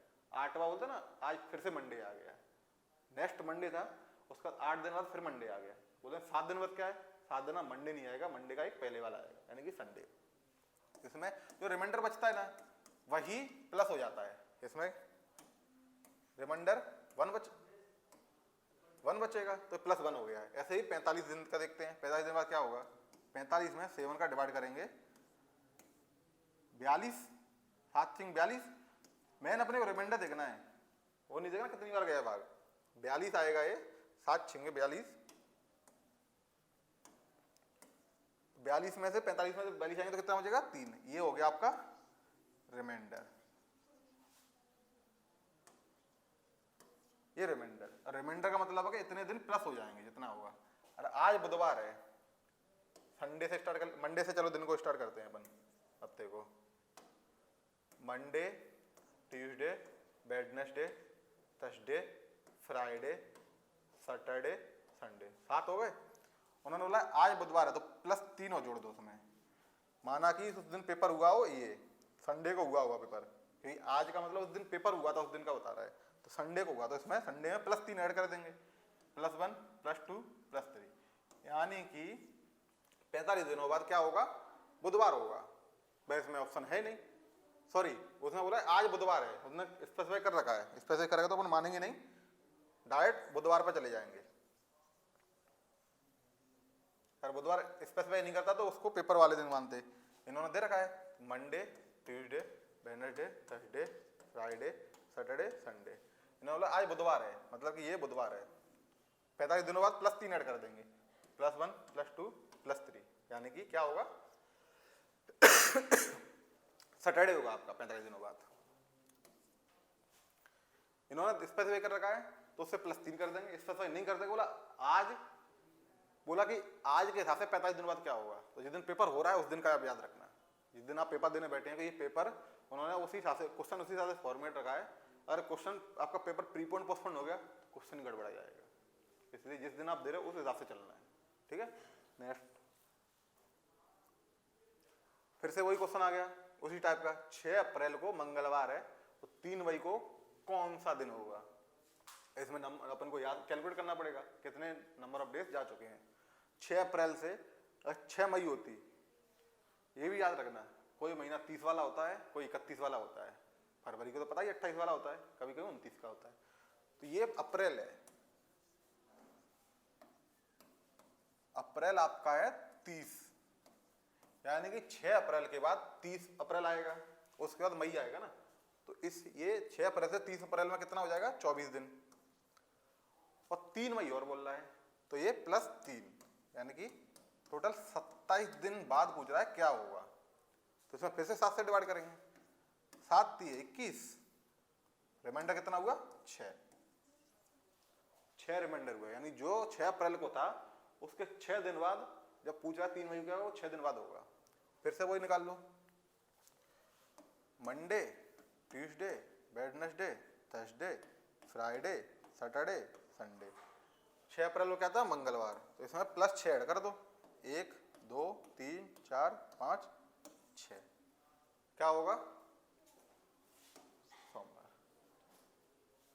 नंबर ऑफ डेट्स आप काउंट कर लीजिए, चाहे वो साल का पूछ रहा हो, जैसे 1990 का ही पूछ रहा है ना, उसमें भी आपको number of days he count करना है, बट वो आपके लिए इतना फिजिबल नहीं रहेगा कि नंबर 1990 का दिन 1991 आया, 365 दिन जोड़ो, फिर 365 दिन जोड़ो, देखो 15 साल हो गई, उसमें भी 2 लीप ईयर आ गई हैं, तो 364 जोड़ो, तो वो एक हेप्टिक हो जाता है और टाइम टेकिंग हो जाता है। उसकी मैं आपको शॉर्ट ट्रिक बताऊंगा, एक फॉर्मूला होगा, आपकी कोई भी ईयर हो, चाहे वो अलाउद्दीन के टाइम की हो, चाहे मौर्य के टाइम की हो, अशोक के टाइम की, उसके बाद भी आज बता दो कि उस दिन अगर मंडे था तो आज क्या है, अगर बता दिया आज मंडे है तो उस दिन वो क्या था। अशोका गद्दी पे बैठा, बताया कि अशोका गद्दी पे 3 मार्च 312 BC में बैठा, किस दिन था वो दिन, क्या था, जबकि आज मंडे है, इस हिसाब से आप उसका बता दोगे आज मंडे तो उस दिन क्या होगा, वो एक फॉर्मूले से बेसिस से बता दूंगा, एक शॉर्ट वीडियो बनाऊंगा, वो बता दोगे आप। चलिए नेक्स्ट चलते हैं।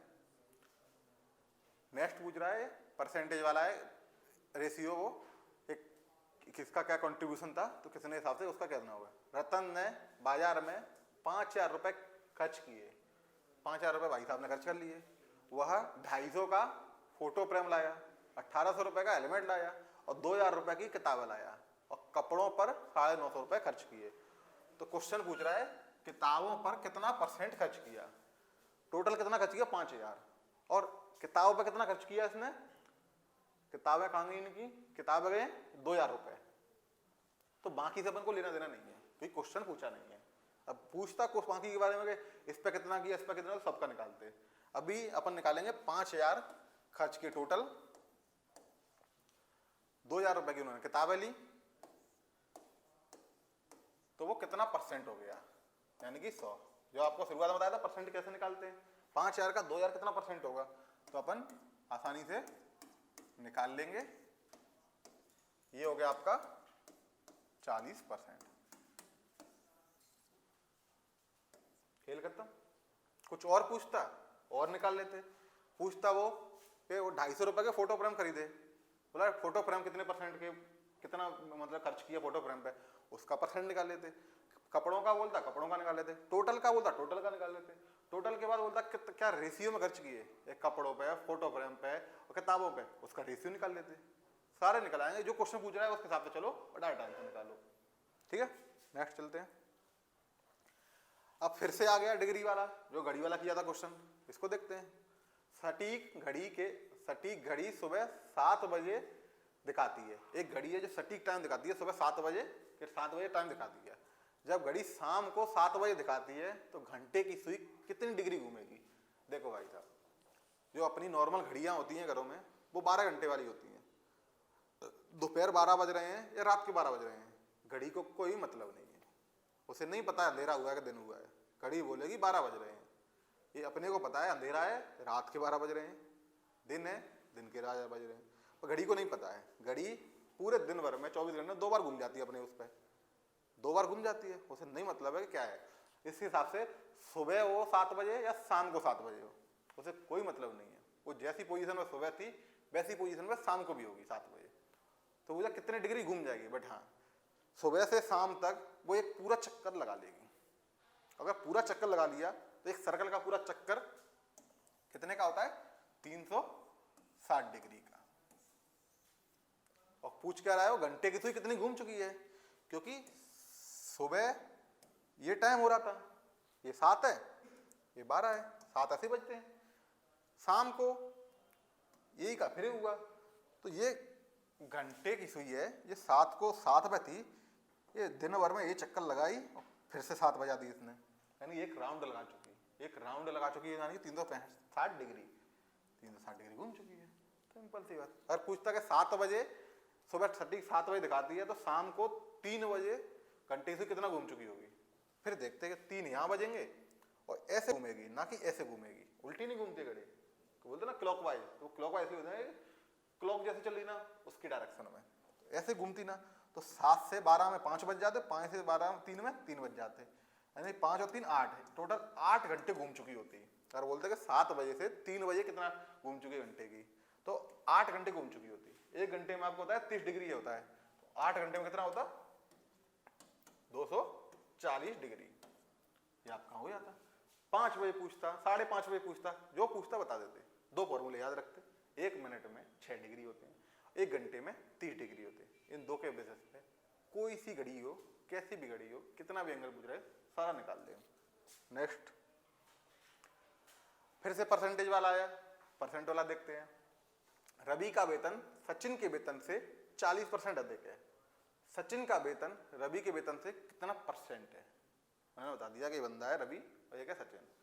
रवि का वेतन 40% अधिक है, तो सबसे पहले ऐसे क्वेश्चन मान लेते हैं। परसेंट बोला है तो 1 का 100 मान लो, तो नेक्स्ट बोला है कम है तो उसका उतना कम कर दो, ज्यादा बोला तो ज्यादा कर दो। तो रवि का वेतन सचिन के वेतन का 40% है, यानी कि सचिन का अपन मान लेते हैं पहले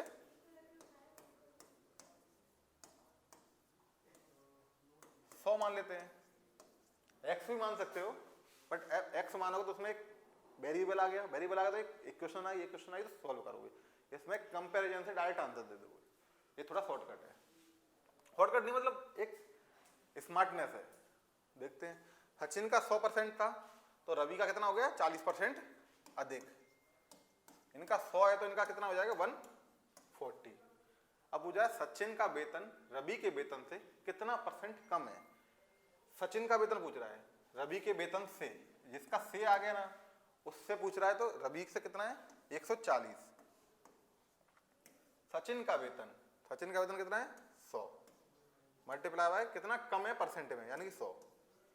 ये आएगा आपका कि सचिन का वेतन कितना % है, और ये पूछा कितना % कम है।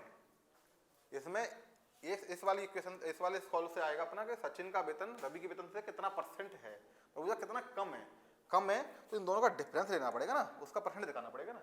इसके हिसाब से जो क्वेश्चन है उसके हिसाब से आएगा कि 140 रवि का वेतन सचिन के वेतन से कितना % कम है। कम है मतलब 100 उसका है और ये इससे कितना कम है, यानी कि 40 कम है, तो यहाँ 40 आएगा। % पूछ रहा है तो यहाँ 100 आएगा। मैंने दोनों आपको इसलिए लिखवाए हैं। अगर ये नहीं लगता, बोलता कितना % है रवि का वेतन, सचिन का वेतन रवि के वेतन से कितना % है, तो इस टाइप से चलते हैं। बोला कितना कम है तो ऊपर को कम को लिखेंगे। इसको सॉल्व कर लेंगे। ये 7 आ गया, ये 5 आ गया, 200/7 इस हिसाब से आ जाएगा आपका 28.57। ये आंसर आएगा 28.57। इस पॉइंट की वजह से आपको ये और ये दो चीजें बतानी पड़ी। अगर पूछता कितना % है किसी का, कोई कितना % है, तो जो पूछ रहे हैं किसका इसके रिस्पेक्ट में उसको नीचे लिखते हैं डिनोमिनेटर में, और कितना % है उसका वो उसको ऊपर लिखते हैं। कितना % कम है तो दोनों का डिफरेंस को ऊपर लिखते हैं, और किससे कम है उसको नीचे लिखते हैं। इस पॉइंट को याद रखना। % में बड़ा कंफ्यूजन रहता है इसमें कि कैसे निकालें। कम पूछ रहा है, कहीं बोला था कितना % है, किसको डिनोमिनेटर में गए, किसी को न्यूमरेटर में गए। क्वेश्चन को समझो, जिसके बारे में बोला उसको डिनोमिनेटर में रखो, जिसके लिए निकालना है उसको न्यूमरेटर में रखो, और कम पूछ रहा है तो उसको डिफरेंस को ऊपर रखो। नेक्स्ट चलते हैं। ये % का है, इसमें आपके चलो डाउट क्लियर हो जाएंगे। बोला 1600 का 35% क्या है। अगर पूछा कितना किसी का कितना कोई नंबर दूसरे नंबर का कितना % है, तो 100 से मल्टीप्लाई करते हैं। इस पॉइंट को याद रखना। 100 से मल्टीप्लाई करेंगे या कोई number x number y number का कितना % है। अब पूछा है x नंबर का y% कितना होगा, तो 100 से डिवाइड करेंगे। इसमें पूछा 1600 का 35%, यानी कि 1600 का 35%, यानी कि नंबर पूछा है 35%, तो ये 100 से डिवाइड कर देंगे अपन 100 से। 100 से डिवाइड कर दिया, निकाल लेंगे 560।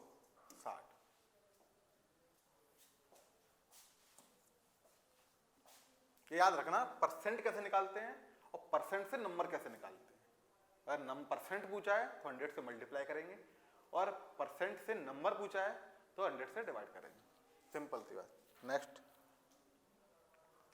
एक व्यक्ति अपने, ये क्वेश्चन ऐसे हैं डायरेक्शन वाले, तो डायरेक्शन के लिए सबसे पहले अपन एक चीज ड्रॉ कर लेंगे, कौन सी डायरेक्शन किस पैमाने है। तो नॉर्मली ऊपर नॉर्थ होती है, नीचे साउथ होती है, इधर वेस्ट और इधर ईस्ट, पूर्व पश्चिम उत्तर दक्षिण। ये आपको माइंड में होना चाहिए, ड्रॉ कर सकते हो ड्रॉ कर लो, जैसी आपकी सुविधा। जल्दी करना है माइंड में याद कर लो, नहीं है कोई दिक्कत नहीं है, ड्रॉ करके कर लो। अब जो बोलता जा रहा है उसको फॉलो करते जाओ और जो पूछा है उसका जवाब दे दो। बोला एक व्यक्ति अपने घर की स्थिति से उत्तर की ओर 7 किलोमीटर चलता है। व्यक्ति का ये अपने घर की ओर उत्तर की ओर, उत्तर मतलब ऊपर की तरफ, कितना चलता है 7 किलोमीटर। लिखते जाओगे, अभी डायरेक्शन का पता नहीं होगा, 7 और उसमें के बीच में कहीं ना निकल जाए, इसलिए ये भी लिखता है जो बोलता जा रहा है। 7 किलोमीटर चलता है, फिर दाएं मुड़ के 8, दाएं मतलब राइट। इनका ये इसको देखना, इमेजिन करना कि जो चल रहा है ना उसका लेफ्ट है, ना कि आप बैठे हो क्वेश्चन सॉल्व करो आपका लेफ्ट है। उन्होंने जो चल रहा है उसका राइट, दायां, यानी कि ये ऐसे चल रहा है तो इसका दायां क्या होगा, इस साइड। 8 किलोमीटर मुड़ जाएगा और ये 8 चलेगा, ठीक है, इस पॉइंट पे पहुंचेगा 8 किलोमीटर चल के। चलिए अब ये इस डायरेक्शन में आगे बोलता है, फिर दायां मुड़ के 7 किलोमीटर चलता है। अब बंदा पहले इस डायरेक्शन में था, अब इस डायरेक्शन में, अब इस डायरेक्शन में तो इसका दायां किधर हो जाएगा, ये वाला, यानी कि ये नीचे तरफ आएगा। 7 किलोमीटर चलता है, यानी कि ये 7 किलोमीटर इस पॉइंट पे आ जाएगा। याद रखना, ये 7 है, ये 7 है, तो ये लगभग एक लाइन पे आ गए। नेक्स्ट फिर से दाएं मुड़कर 3 किलोमीटर चलता है, फिर से दाएं मुड़ा, पहले ऐसे था फिर ऐसे था, अब वो ऐसे हो गया है। अब वो ऐसे हो गया तो उसका दायां होगा इधर, इस साइड में, इस साइड में हो तो ये इधर जाएगा। कितना चलेगा, 3 किलोमीटर। तो वो 3 किलोमीटर यहां से चला, इस पॉइंट पे आ गया। अब बोला है वह व्यक्ति घर की स्थिति से कितनी दूर है, पूछा कितनी दूर है, तो ये 7 चला है, ये 7 चला है। इसका मतलब ये दोनों एक ही लाइन, डायरेक्ट सीधी लाइन में ये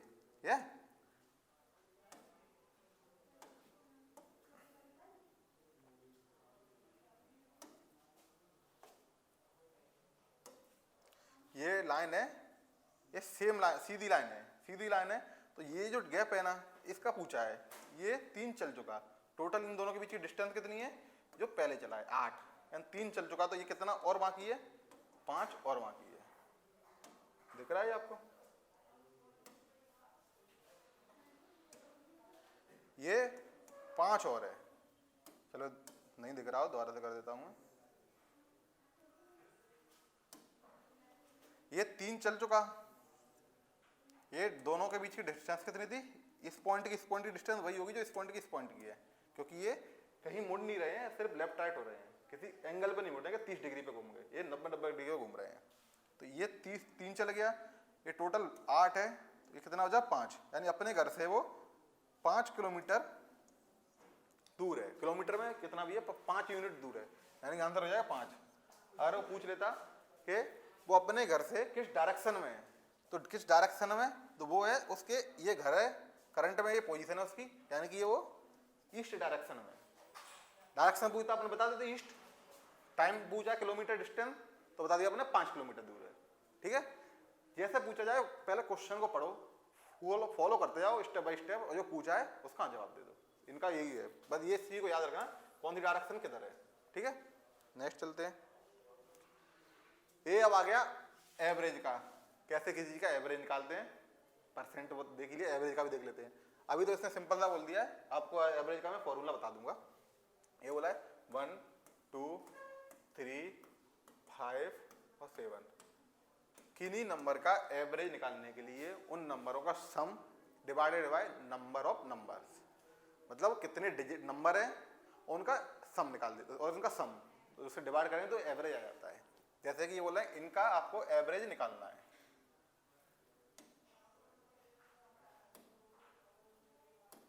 इनका आपको एवरेज निकालना है, तो सबसे पहले इनका सम करना होगा। 1 2 + 3 + 5 + 7 और divided by number of numbers, 1 2 3 4 5 से डिवाइड कर देंगे। 5 से डिवाइड करेंगे तो इनको नंबर को जोड़ेंगे, 7 1 2 3 3 6 5 12 12 5 17 12 5 19 सॉरी 1 + 2 3 3 और 3 6 6 और 5 11 11 और 7 18 18 डिवाइडेड बाय 5 डिवाइडेड बाय 5। इसको सॉल्व करेंगे तो आ जाएगा 3.6। ये हो गया आपका 3.6 आंसर। अब चलते हैं एवरेज का एक फॉर्मूला देख लेते हैं। ये एवरेज का फॉर्मूला आखिर निकाले तो निकाले कैसे। अगर इन्होंने नंबर सीरीज दे दी डॉट डॉट डॉट इनफाइनाइट था, उसका कैसे निकालें। तो उसके लिए आता है formula ny/2 2a plus n-1 into D. ये आपका एवरेज निकालने का फॉर्मूला, इसको आप लिख लीजिए। अब कहाँ अप्लाई होगा ये, जैसे कि उन्होंने बोला 1 2 3 4 dot dot dot dot dot dot 1000 1 lakh 50 lakh 50 crore, यहाँ तक एक से डिजिट जा रहा है। अब बोला कि इनका नंबर एवरेज निकालो, ऐड तो करेंगे नहीं, उसके लिए फॉर्मूला है। अब इसमें एन क्या है, टर्मिनोलॉजी देख लीजिए। एन मतलब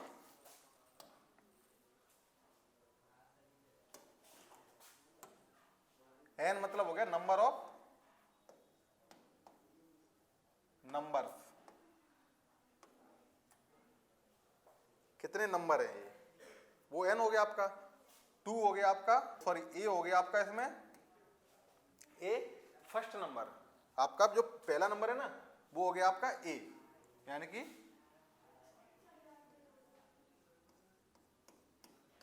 फर्स्ट नंबर। ये फर्स्ट सही से लिख ले।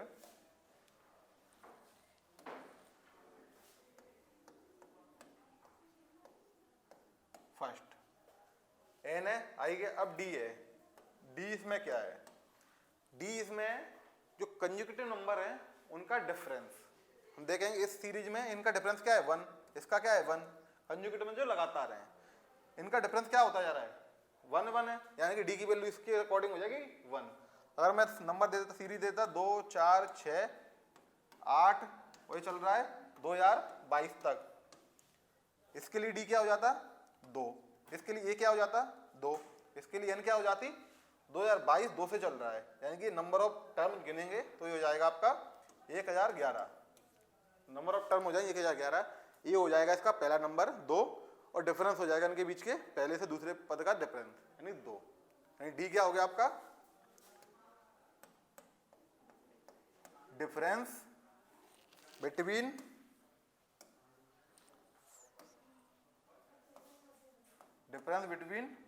फर्स्ट एंड सेकंड नंबर, क्योंकि ये उन्हीं के लिए पे अप्लाई होगी जो एक कंजुगेटिव सीरीज है।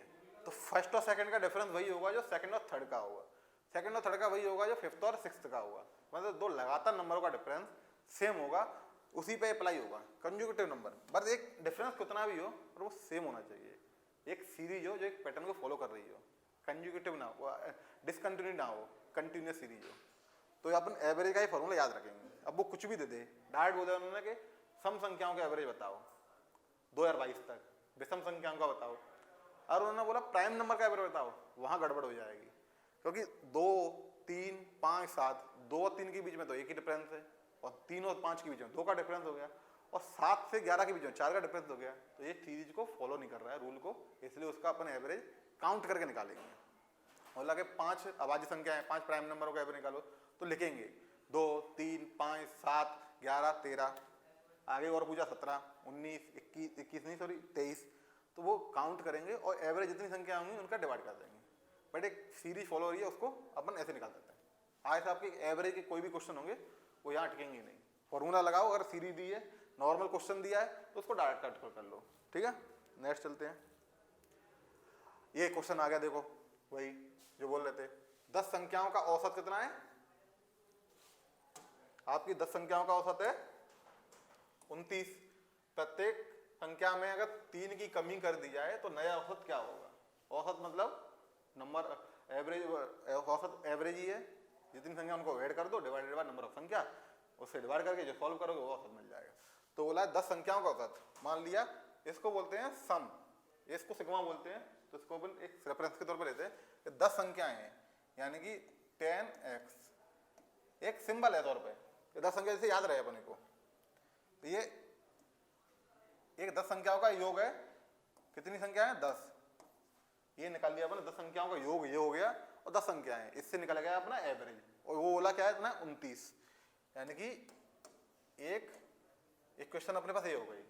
इसको अपन एक्स भी मान सकते हैं, पूरे को जेड भी मान सकते हैं, कोई भी वेरिएबल मान लें, अपन सिग्मा लगाया है, 10 नंबर है उनका सम है ये। अब बोला प्रत्येक संख्या में 3 की कमी कर दी जाए, हर संख्या में 3 की कमी करेंगे, पहली में 3 की कमी करेंगे, दूसरी में 3 की कमी करेंगे, तीसरी में करेंगे और 10 में करेंगे, सब में 3-3 की कमी करेंगे, टोटल कमी कितनी हो जाएगी, तो हर एक पे 3-3 की। जैसे आपको बोला तो मैंने क्लास में 20 स्टूडेंट बैठे हैं, अब 20 स्टूडेंट बैठे हैं, उनको मैं 1-1 रुपए दे दूं तो मैंने टोटल कितने रुपए दे दिए, बोलेंगे सर के सबको 1-1 दिया तो 20 हो गए।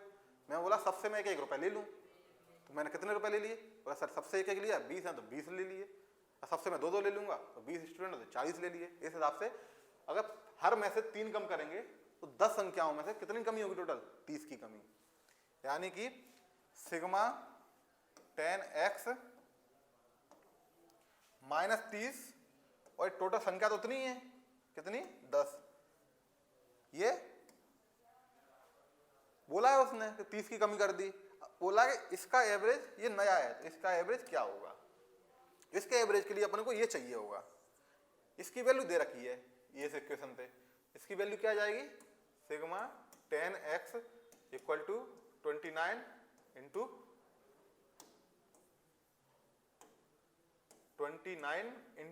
10, ये आ गई इसकी वैल्यू, इसकी वैल्यू यहां पुट कर देंगे, 29 ये हो जाए 290 यहां पुट कर देंगे इस वैल्यू को, तो 290 माइनस 30 डिवाइडेड बाय 10, ये कितना आ गया 260 डिवाइडेड बाय 10, यानी कितना आ गया 26।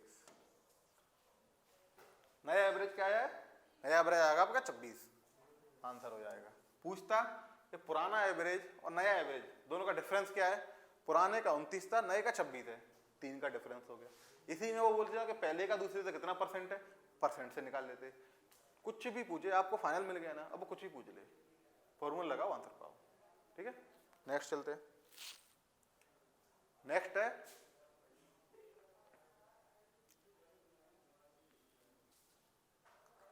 क्वेश्चन, अपने 60 क्वेश्चन है अपने पास,